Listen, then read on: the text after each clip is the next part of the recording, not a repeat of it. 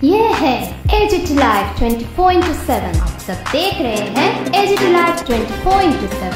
এই হচ্ছে AGT live 24/7।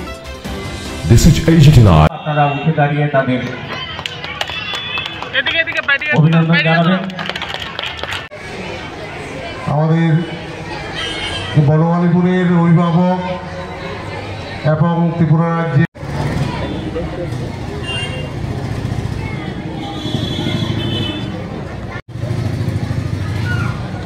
আপনারা অবশ্যই আসলে আপনারা হয়তো দেখেছেন যে আমি শুরুয়াতে মাননীয় রতন চক্রবর্তীর আগে আমি গুরু শব্দটা ব্যবহার করেছি। কেন গুরু শব্দ ব্যবহার করেছি? ওনার যে সুভাষণ, যে এই সুভাষণটা আমি কিন্তু ওনার থেকেই শিক্ষা নিয়েছি। তো কাজেই ওনার বক্তব্যের পর আমার বক্তব্য খুব একটা বেশি আপনারা গ্রহণ করবেন কিনা জানি না, কারণ খুব সুন্দরভাবে উনি উপস্থাপন করেছেন। ওনার একটা কথায় আমি উদ্ধৃত করেই আপনাদের সামনে দুই একটা কথা বলছি, যে উনি বলেছেন যে একটা সময় ছিল যে ক্লাবে ক্লাবে কত অস্ত্র, কত মস্তান, কত বড় মাসুল পাওয়ার রয়েছে, তার উপর নির্ভর করে ক্লাবে ক্লাবে একটা কম্পিটিশন হতো। আর এখন এটা পরিবর্তন হয়েছে। এখন পরিবর্তনটা কি হয়েছে, যে কোন ক্লাবে কত সামাজিক ব্যক্তিত্ব, সমাজের প্রতিষ্ঠিত ব্যক্তিত্ব, তারা এগিয়ে এসে ক্লাবের দায়িত্ব নিয়েছেন। আর ক্লাব একটা কম্পিটিশন শুরু হয়েছে যে কে কত সামাজিক কাজে এগিয়ে আসতে পারে। একটা সময় নর্থ ইস্ট, বিশেষ করে ত্রিপুরা, ছিল best corridor, safest corridor for the drug পেডলার্স।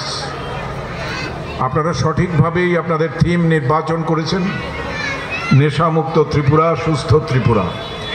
আজকে এটাই স্লোগান হওয়া উচিত। আর যুব সমাজকে যদি সেটা থেকে সরাতে হয়, তাহলে তার যে ডাইভারশন প্রয়োজন, সেটা হচ্ছে তার শিক্ষা, তার স্বাস্থ্য, সাংস্কৃতিক বিকাশ, সমস্ত দিক থেকে তাকে এগিয়ে নিয়ে যাওয়া, যার প্রচেষ্টা প্রান্তিক প্রতিনিয়ত করে চলেছে। আমি আশা রাখি, বিশ্বাস করি যে আগামী দিন আপনারা যে ধরনের বন্ধুত্বের বার্তা, ঐক্যের বার্তা, শ্রেষ্ঠ রাজ্য, শ্রেষ্ঠ দেশ গড়ার স্বপ্নে বিভোর করে তুলেছেন সমস্ত মানুষকে, এটা অন্যদেরও অনুপ্রেরণা যোগাবে।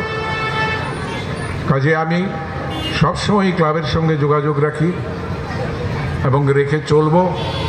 যতদিন শরীরে শক্তি থাকবে ততদিনই আমি প্রান্তিকের ডাকে সাড়া দিয়ে আসব। এবং আমার বিশ্বাস, যেদিন শেষ যাত্রার সময় হবে, সেদিনও আমার প্রান্তিকের ভাই বোনদের ভালোবাসা এবং বিশ্বাস এবং তাদের চওড়া কাঁধ আমরা পাব।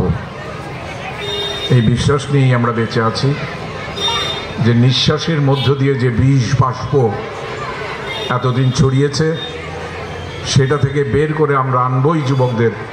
এটাই হোক আমাদের শপথ। এবং আজকের রাজ্যে নারীদের বিরুদ্ধে অপরাধ অনেক কমেছে।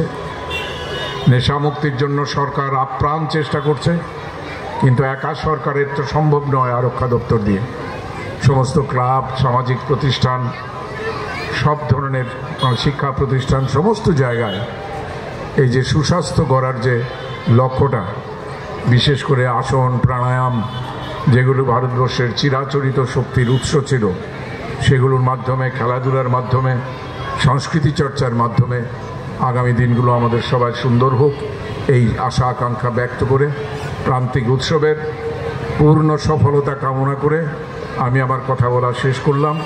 নমস্কার সবাইকে। আজকের একটা দিন, যেদিন একটা পৃথিবীতে একটা মানুষ রূপে একজন আবির্ভূত হয়েছিলেন মনুষ্য দেহ নিয়ে, তিনি হচ্ছেন জেসাস ক্রাইস্ট, যিনি